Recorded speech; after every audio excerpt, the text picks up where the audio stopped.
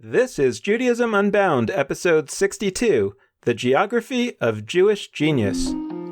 Welcome back, everyone. I'm Dan Liebenson. And I'm Lex Rofus. And we're here today in the second episode of our series that takes place during the Omer, that period between Passover and Shavuot, that 7-week period, which for our podcast, we're exploring the idea that this 7-week period is the period of Jewish not knowing, that we might observe it as the period of Jewish not knowing, that wandering period between when we were freed from Egyptian slavery and when at Sinai we figured out the next thing. We kind of think that that's the condition of the Jewish people today, and we are excited about taking it seriously and having a podcast that explores that period. That's what our podcast always explores, but we're really trying to emphasize that period of time. We're working on this series with our friends at the Ashman Family JCC in Palo Alto.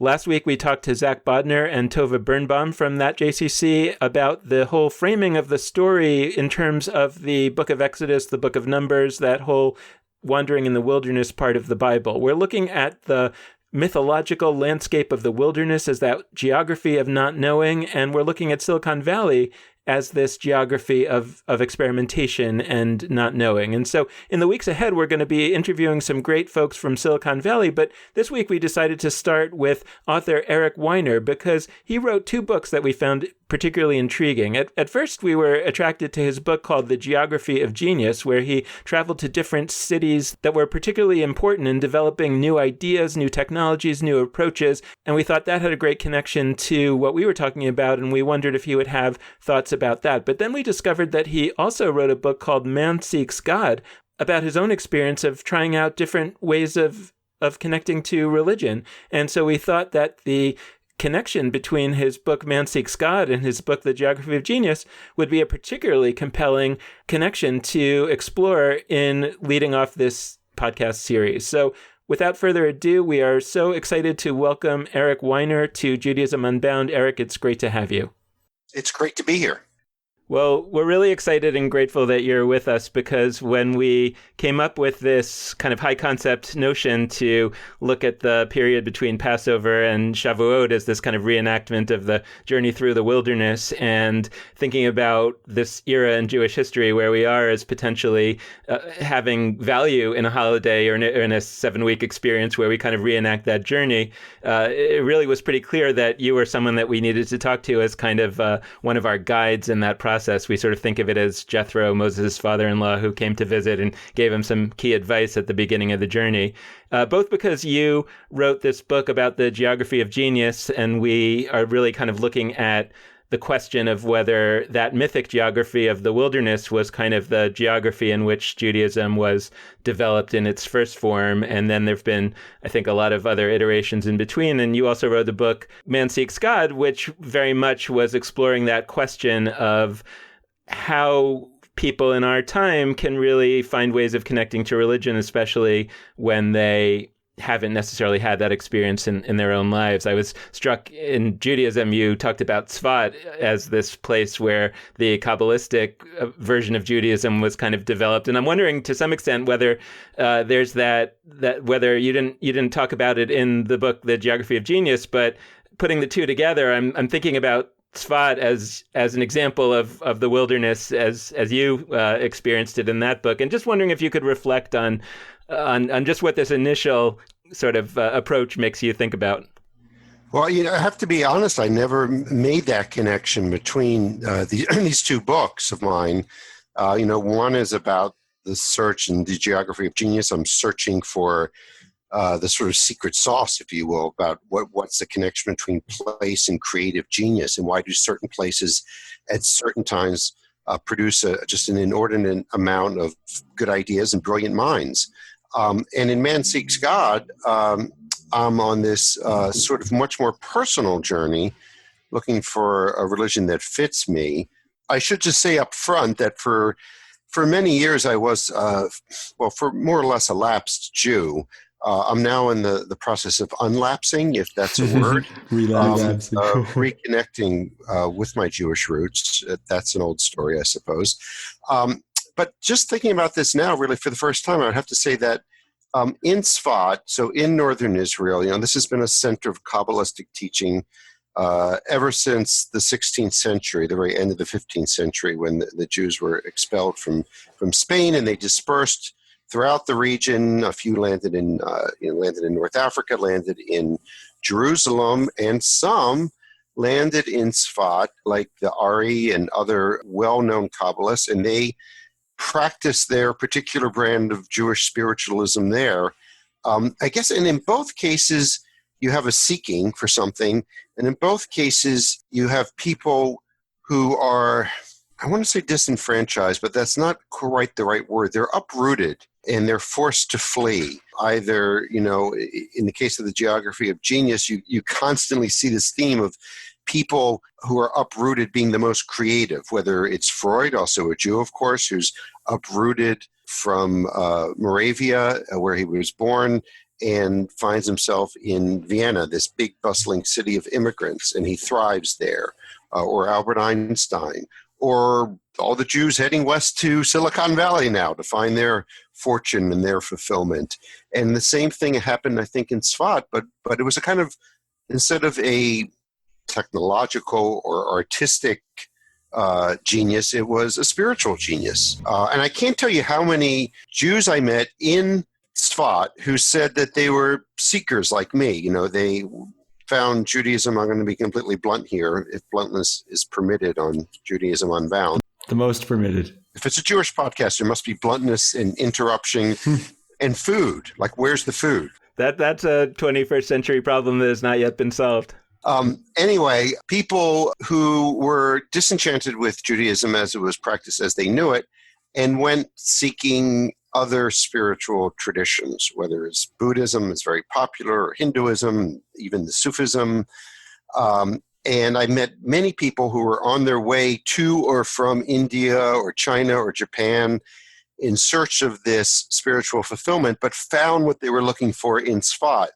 You're probably familiar with a book by Aryeh Kaplan named Jewish Meditation. By the way, do you know the definition of Jewish meditation?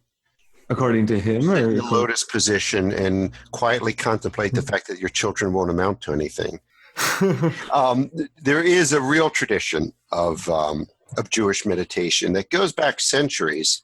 And that's a very, Jewish Meditation by Aryeh Kaplan is a very popular book in Sfat, because when people found that they could get that heart-based spirituality to go along with the head-heavy Judaism, they were very content to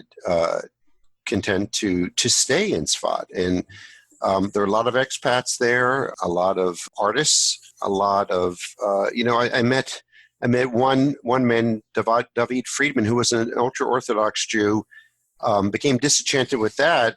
He's also an artist, finds himself in Sfat now, and he calls himself an ultra-paradox Jew, which I really like. So, I've always been, in my writing and in my life, always been interested in places that are outside of the norm, that are a little bit off the map or even off the planet in some ways.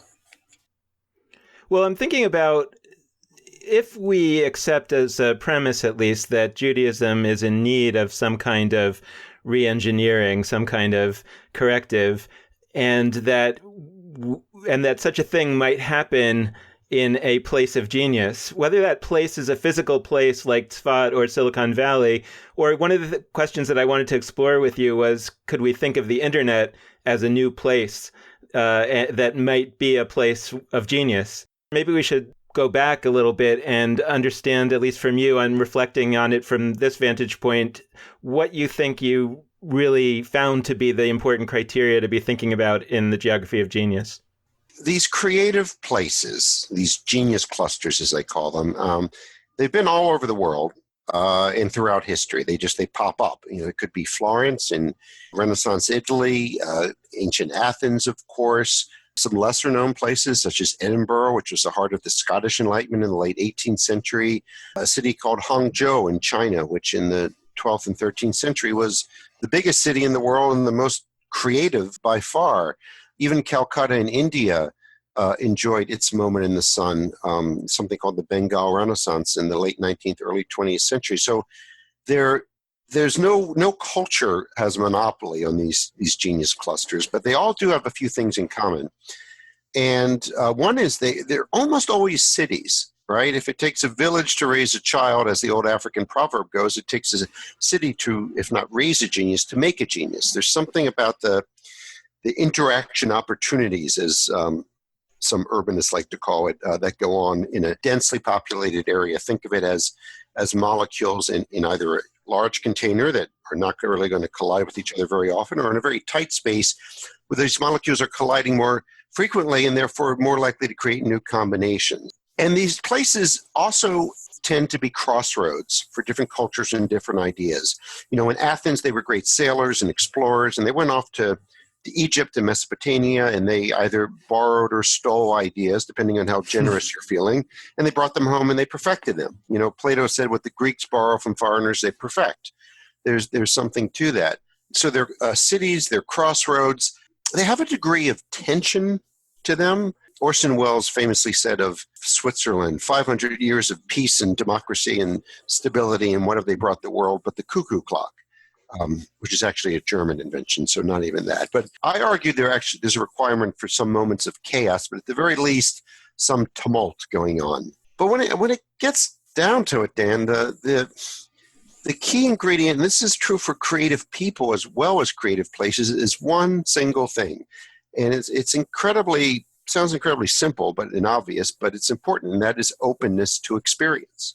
You must be open to experience. If you're not open to the experience broadly defined, you're not going to innovate. Also, if you are fully invested in the status quo, you're probably not going to innovate. If you're the king of the castle, you're probably not going to make a more innovative castle, because you're fully invested in it. I'm curious about a few things related to the title Man Seeks God. So first off, I actually recently read God in Search of Man by Abraham Joshua Heschel, and I am curious if that was intentional or if there's an inversion happening there. But the other thing I'm curious about is that you didn't title it Man Seeks Religion or Man Seeks Meaning or Man Seeks Holiness, but you titled it Man Seeks God. So I'm curious if in the seeking for God that you embarked on, you found God, or you found perhaps some other things in these various cultures, some of which by the sound of it might have been centered in God and some of which might have been centered in other forms of holy experience. I guess I'm using the term God somewhat metaphorically, but not entirely.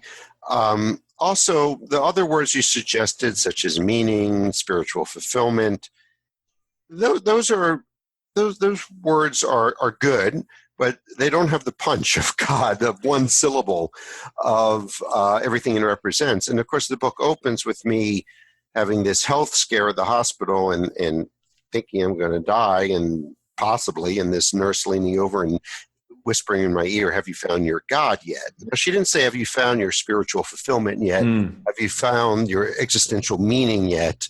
She said, have you found your God yet? And because I have so many friends, I'm here in Washington, D.C., a lot of liberal friends, agnostics for the most part, who are turned off by the word God. I wanted to put it up front. I didn't want to sort of cop out and come up with some wishy-washy words. I mean, this notion of people, and I hear this from so many people, they say they're spiritual but not religious. And I have not yet heard anyone describe themselves as religious but not spiritual.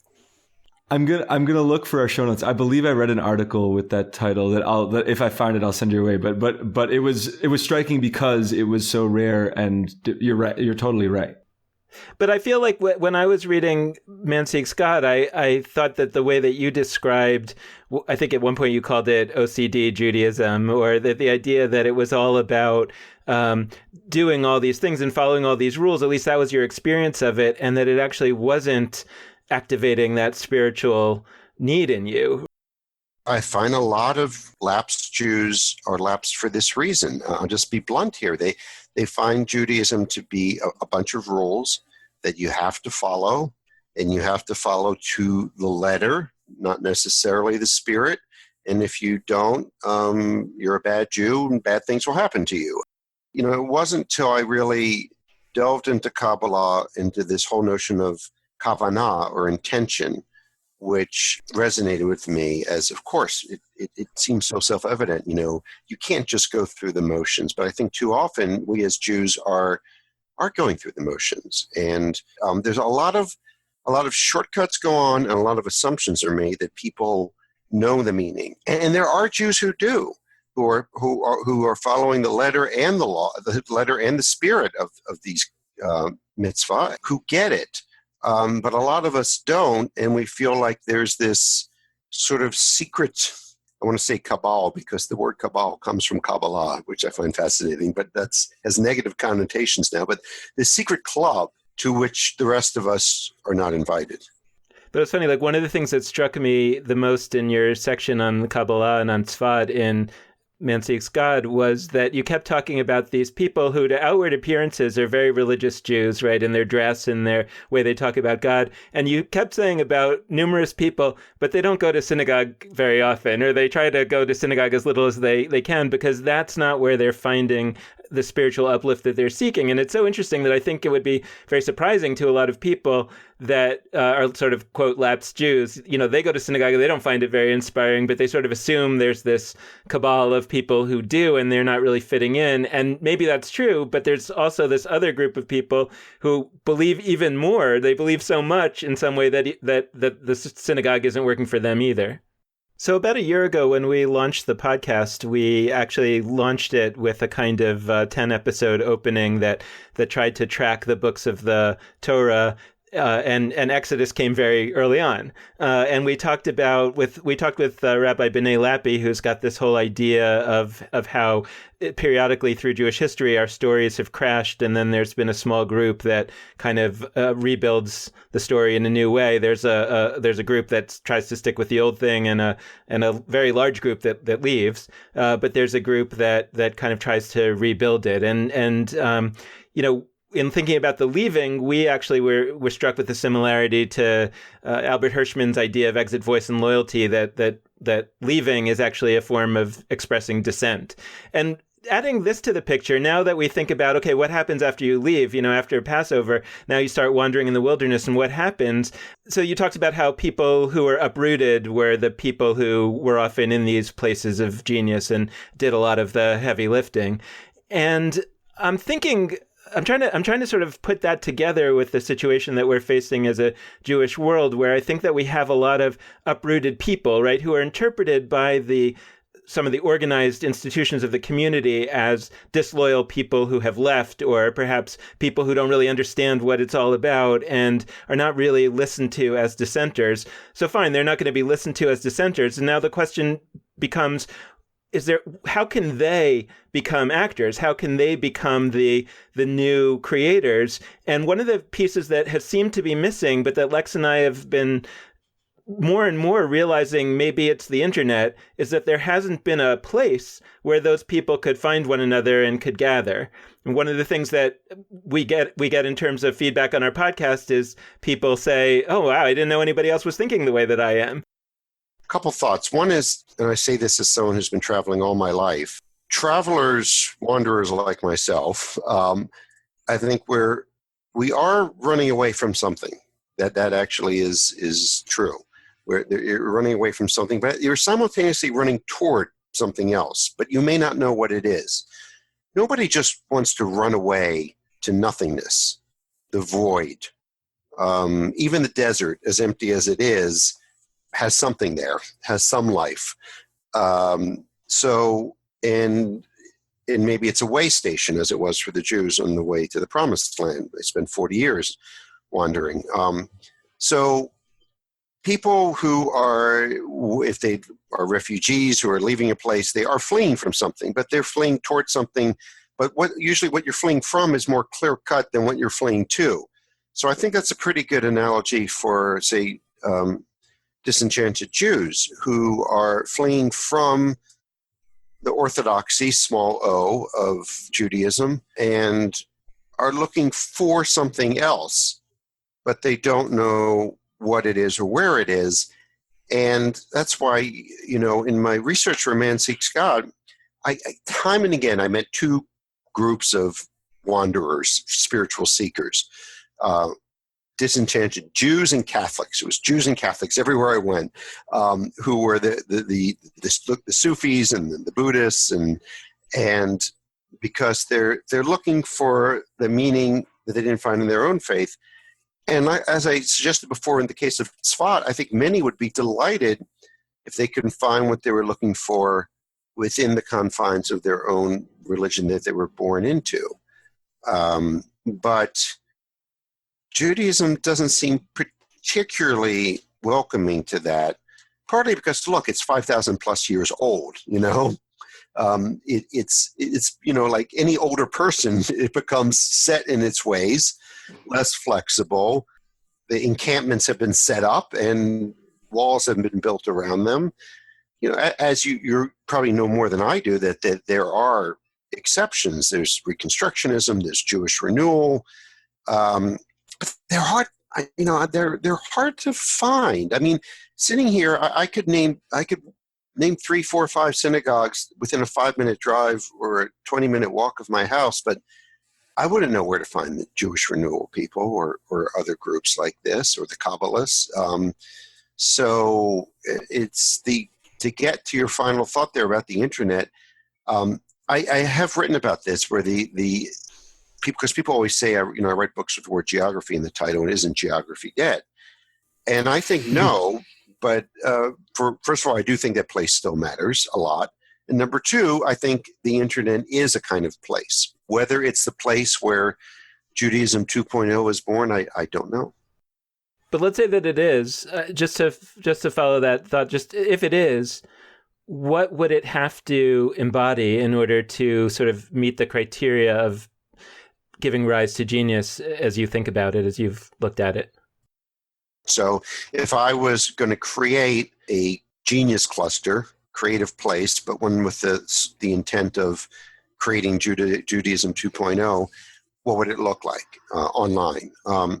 Well, not to be difficult about this, but there's a problem from the outset when you're setting out a specific, engineering a place to produce a certain end, that's immediately a problem. Look at all the attempts to replicate Silicon Valley. I mean, Thames Valley in England, Silicon Oasis somewhere in the Gulf countries. They've all failed. There have been dozens and dozens, if not hundreds, of attempts to do this because they're not organic. They're attempting to sort of top down as opposed to bottom up to create something new.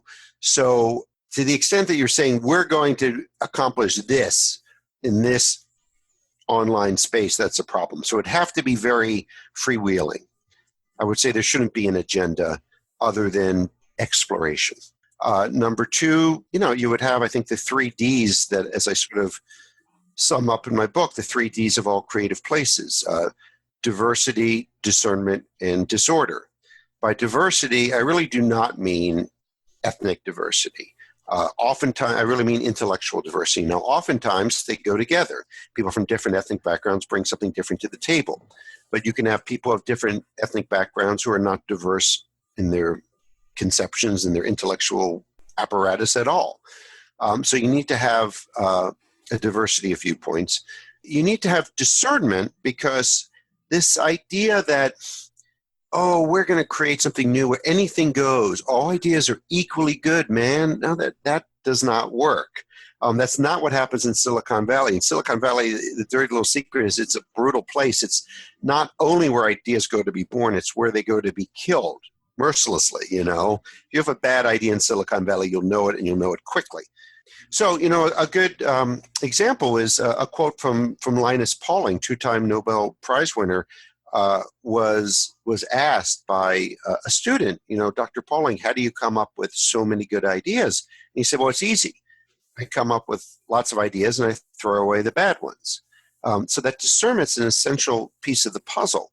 So this utopia that we're trying to create would have to have those 2 elements plus the third element, and maybe with Jews this would be the easiest part, that element of disorder and chaos. If you've ever been to a meeting with a bunch of Jews, there's a little bit of disorder there, but seriously, it needs to be shaken up. You can't have too many rules. Maybe that's what 40 years in the desert was all about. That's my reading of it, is the 40 years was, you think you want the promised land, maybe you don't really know what you want. Maybe you don't really want it enough. Maybe you're not clear enough about this. Maybe you don't know. So that I don't know state is important. And for Jews who are so learned and so much people of the book and about knowledge and sometimes about being right, maybe we don't have enough of that I don't know, enough of that ignorance and that willingness to say I don't know. When's the last time you asked a rabbi a question and their answer to your question was I don't know? That's a rabbi I would want to follow.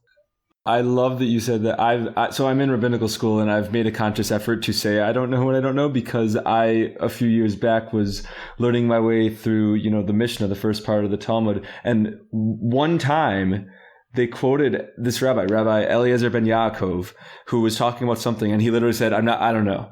He just says, I don't know. And it's in there. It's striking because it never happens besides that. But I loved that. And I've always thought of him as, a kindred spirit.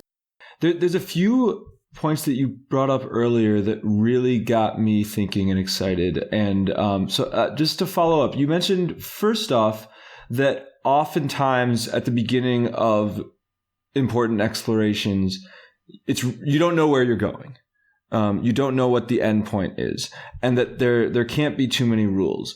And one rule that I think a lot of people have either consciously or subconsciously adopted and held on to for a long time that may be evolving is the idea that that human beings sort of have a maximum of one religion, that we are required to house ourselves entirely in one religion. And what I think is really cool about your book is that, so you talk about being open-minded. You immersed yourself in Man Seeks God in all sorts of religious traditions. And in order to do that, you have to come at it from the preconception that you're sort of allowed to, that all of these are open to exploration, even if you weren't born into them. And so I guess I'm wondering, do you think that there may be, because you also said at a certain point that you were looking to find a religious home that felt right to you.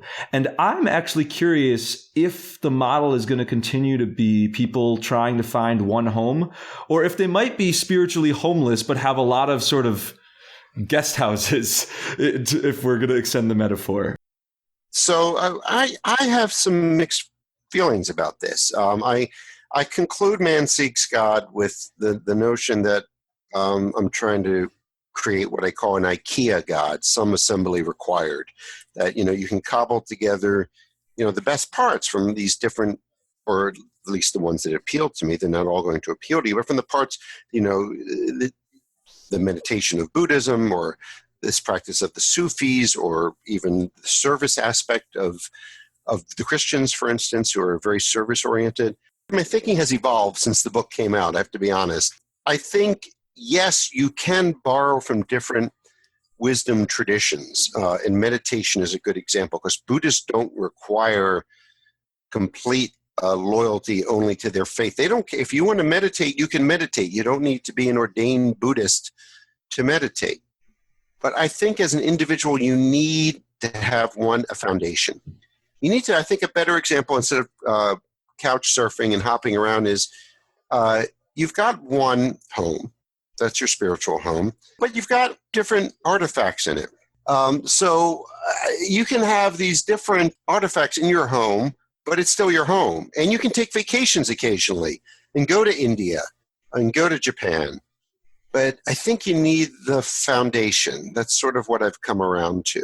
Otherwise, you can end up essentially homeless. But I am amazed, though, at how parochial even the most learned rabbis and people from other religions can be. Talk to them about Judaism. They have something to say about everything. And then when you suggest, this aspect of Judaism, this Jewish practice is also something, there's a parallel in Buddhism, they don't necessarily want to hear that, or they have nothing to say about it, or it's outside of their wheelhouse, so it's therefore alien. And I think that's kind of sad. I think you look at the world's religions, there are lots of similarities in the religious practices, whether music, for instance. So many religions feature music.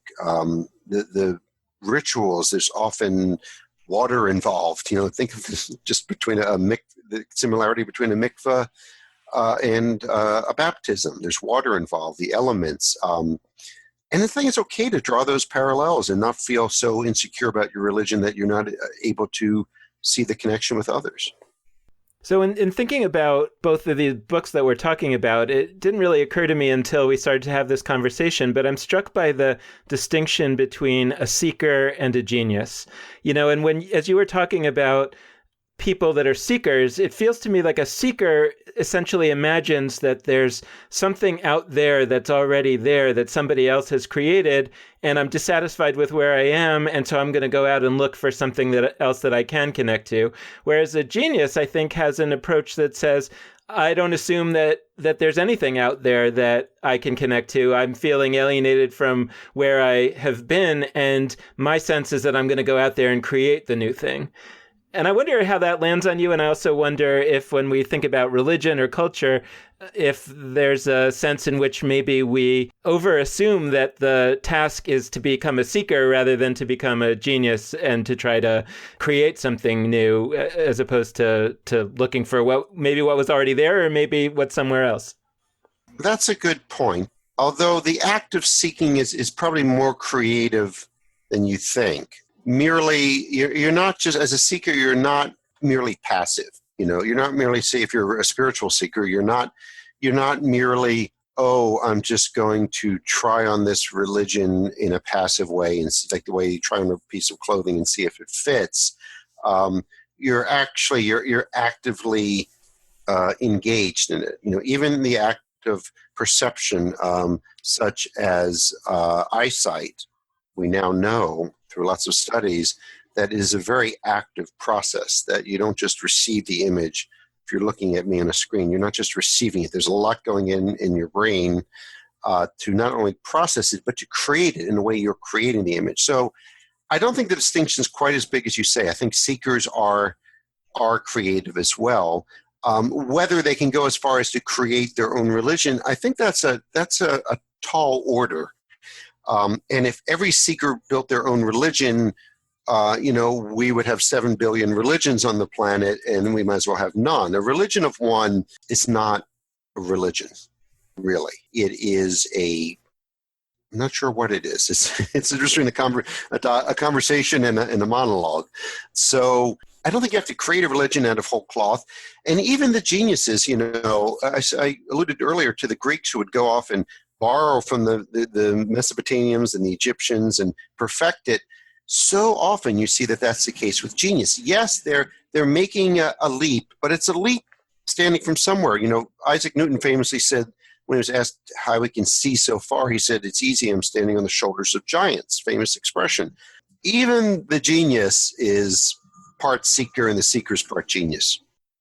As you emphasized the Greeks, I was thinking about how we've actually talked very briefly on the show in the past about how maybe Judaism actually has historically gone through a similar process, and that a lot of the traditions that we think of as deeply Jewish actually originated in some other culture, whether we're talking about in biblical times with societies around us in the Middle East that we gravitated to some, and then we came up with Jewish branding for it. We came up with a way to Jewify, for lack of a better term, a ritual that came originally from somewhere else. And it's not just in the Bible. I mean, we can look even to rabbinic times, and we can look, we've talked about how even holidays like Purim or Hanukkah especially, we spoke about how, this idea of a holiday devoted to light in the winter is not something that Judaism came up with first. And so maybe there is, even in Judaism, this tendency towards finding the excellent, spiritually fulfilling, interesting elements of other traditions and bringing them into our context and putting a spin on them. I guess I'm curious from your perspective, what maybe the challenges of that are, and maybe if there's anything problematic that may arise about if you were going to actively look to other cultures to you mentioned stealing ideas before. How do we engage in this cultural sharing in ways that don't verge on stealing ideas? And I guess more broadly, how do you think about the idea of sharing across difference as it relates to Judaism and other world traditions? I think that Judaism, as one of the oldest, not the oldest, but one of the oldest religions in the world, there's a tendency to believe that you're sui generis, that you are so original, that you were the first, and that you didn't borrow from anywhere.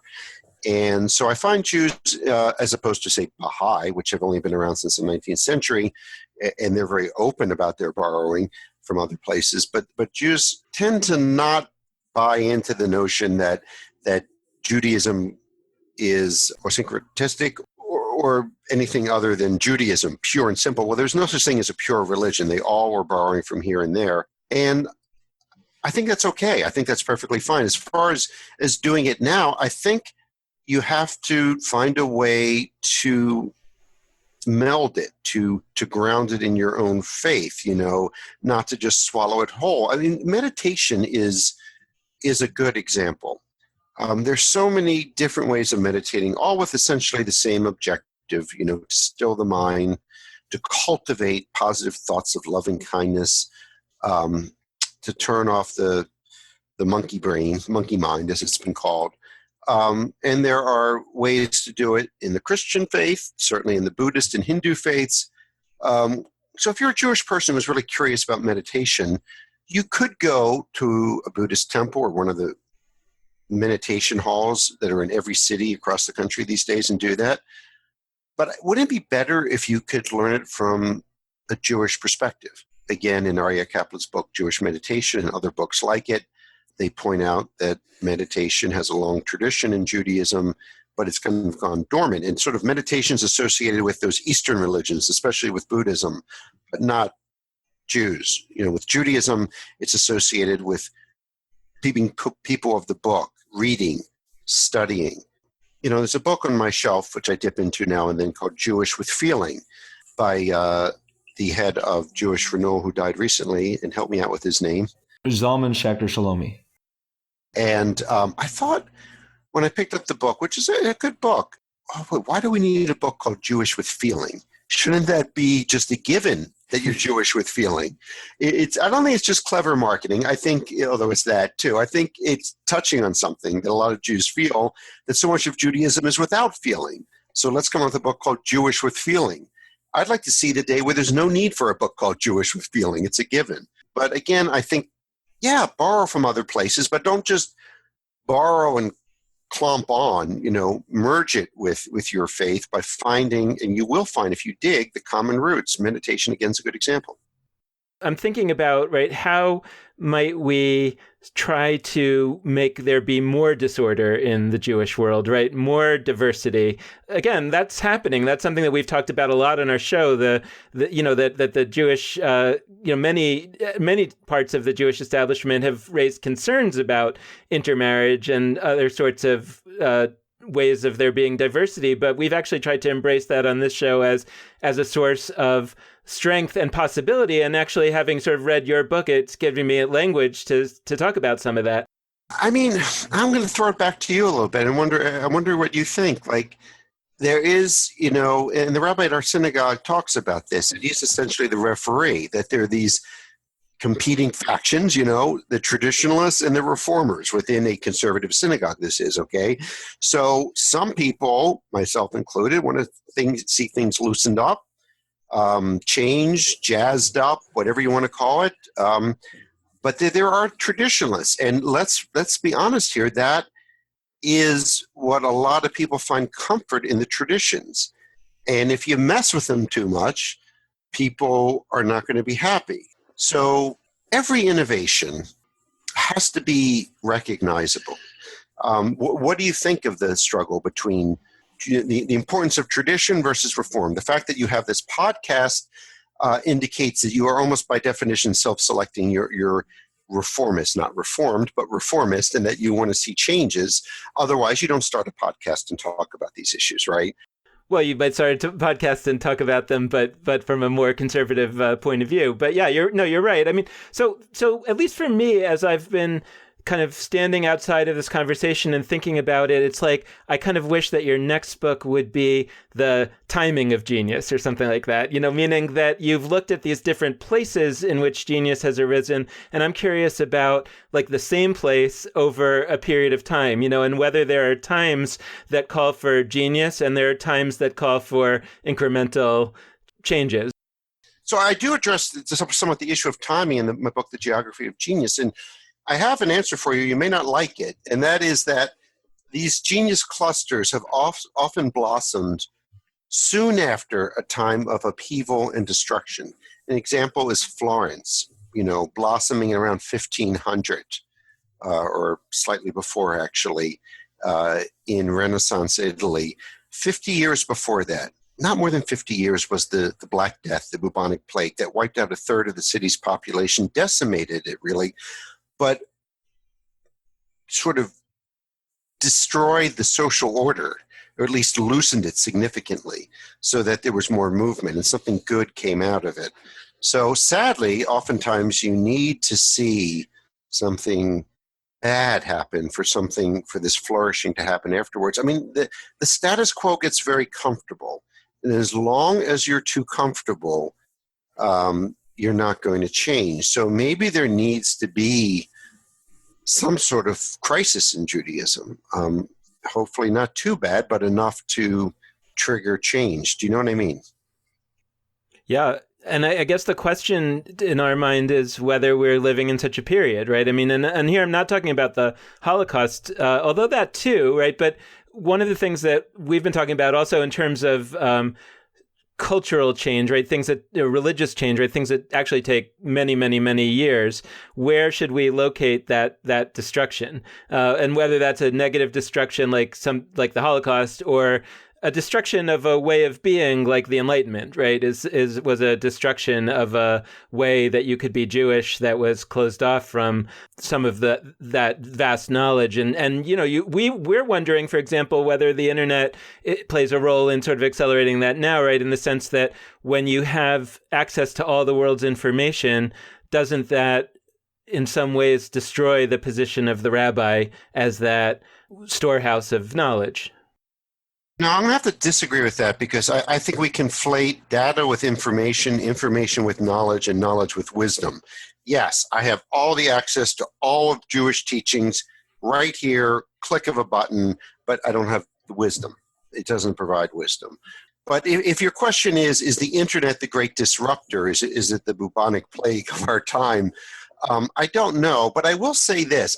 There's always enough feeling of being unsettled as a Jew that I think is a good thing.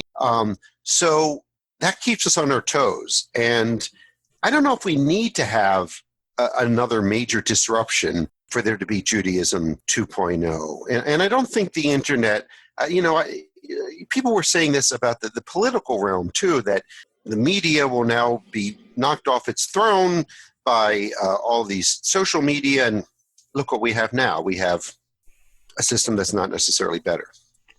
So in closing, I'm wondering if you might have some advice for us, not so much based on the topics of the books that you've written, but based on the approach that you've taken in writing them. Advice both for us and for our listeners, because I feel like where I really felt a kindred spirit in you was somebody who sort of has a big question and goes off on this long quest to just try to gather ideas and ultimately maybe put them together, but is willing to sort of take that over the long term and not look for a quick and easy answer. And I'm curious if you could share some of your experience in doing that and what you might advise folks, whether us or our listeners who are going to be doing that for Judaism. Almost always, even with the oddest, in quotes, religions or spiritual traditions or places for that matter, where they just appear to be doing things so differently that I just, my cultural alarm bells are going off. Hey, this is weird. I stop and pause and ask, what are they getting out of it? And human beings always do things with some kavanah, some intention. They're always getting something out of it. Even what may appear to be the most horrific practices, there is at least an explanation of something they're getting out of it. Now, there's something may not be worth the price, but often it is. And maybe, just maybe, we can extract the good stuff and leave the bad behind. I think that is possible. It is possible to do a cultural transfusion, not an entire culture, but bits and pieces of it into the body politic and into the body of Judaism. I love that phrase, cultural transfusion. Just as we arc towards the close, were there any final thoughts about your books or just applying some of these thoughts to the world of Judaism that you wanted to bring to the table? I mean, I guess I am hopeful that Judaism can evolve and that people like me who go off and try on 8 different religions can come back home to Judaism, and that coming back home is not with resignation. Do you know what I mean? It's not, oh, well, these are my people, this is where I was born, this is where, but it's with a sense of enthusiasm. And that's what has driven creative geniuses throughout the ages. I mean, there's always, you can't really be a complete pessimist and be a genius. You may have a grumpy exterior, but somewhere inside, you're hopeful about the future. Well, thank you so much for joining us for this episode. It was really great to have you, and a real honor and a treat. Thank you. It's been a pleasure. I really enjoyed this. Thanks again to Eric Weiner, today's guest and author of 2 books, Man Seeks God and The Geography of Genius, that were really fantastic fuel for a conversation today. So thanks again. We wanted to close out this episode in the same way that we always do, which is by encouraging you out there to be in touch with us. And there are a few ways for you to do that. First, you can head to our Facebook page, Judaism Unbound. Second, you can always head to our website, JudaismUnbound.com. And last but not least, you can contact us via email at lex@nextjewishfuture.org and dan@nextjewishfuture.org. And the final plug we like to make is that you can always give us a donation to support us financially, and you can do that at JudaismUnbound.com/donate. So thanks so much for listening, and with that, this has been Judaism Unbound.